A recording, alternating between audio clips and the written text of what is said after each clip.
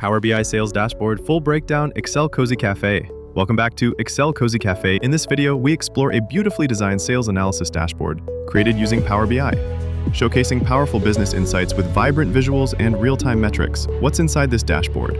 This dynamic report covers total revenue, $665 billion, total profit, $196.24 billion, total cost, $468.81 billion, average unit price, $187.53, number of units sold, 2 billion. Key visuals explained, monthly revenue trend, track average revenue across months, regional profit breakdown, see which region delivers the highest margins, gauge chart, monitor total revenue versus target and max revenue, item-wise profit share, compare profit contributions by product category, sales channel breakdown, online versus offline performance, yearly revenue share, view revenue distribution over years, interactive filters, filter by year, item type, region, and country.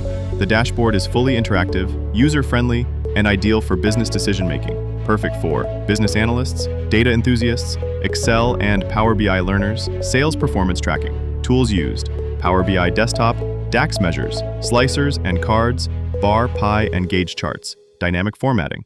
Don't forget to like, comment your thoughts, subscribe to Excel Cozy Cafe for more Power BI, Excel, and dashboard tutorials.